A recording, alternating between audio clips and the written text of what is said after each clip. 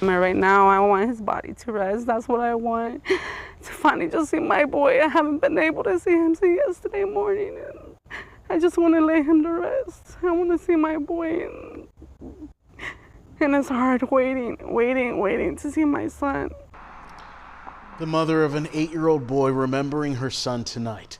Deputies say Lionel Cervantes ran from a classroom yesterday at Bells Crossing Elementary School. His body later found in a nearby pond. Today, the coroner ruling his death an accidental drowning. And tonight, a vigil for Lionel just one day after that frantic search ended in tragedy. Lionel's mother spoke exclusively with WYFF News 4 ahead of that vigil. Nate Stanley joins us live in Simpsonville tonight with more. Nate. That vigil ended here around 8 p.m. tonight, but for hours after the majority of the crowd had left, Lionel's mother and a few close family members sat behind me alone. They cried, they prayed together. We spoke with his mother today as she's remembering his life. Leo was a beautiful child. He was fearless. He would say hi to everyone. There's times when he would say hi to an adult. That's how Dalia Cervantes is remembering her 8-year-old son, Lionel. He drowned in a pond after going missing from school on Thursday. And he would give random hugs out of nowhere to people. He would be like, hey, I love you. And people would be like, oh my God. On Friday, Dalia was joined by dozens of family and friends outside of Bells Crossing Elementary School. Family members held each other, praying together or by themselves, children placing Spider-Man toys along the memorial, others leaving candles and flowers. You can't believe it because they're in school, right? Her son was in school. She dropped off her son thinking, she was going to pick him up at 5, the time that he's out.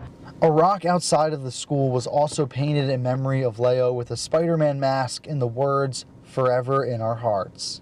A day later and still processing Thursday's tragedy, Dalia is still asking questions from the school district and calling for justice. I saw the video and it's complete negligence. It's not fair that Leo had to lose his life this way, the way they found him, I want justice for Leo and I'm gonna get it and I'm gonna fight for my son because it's not fair.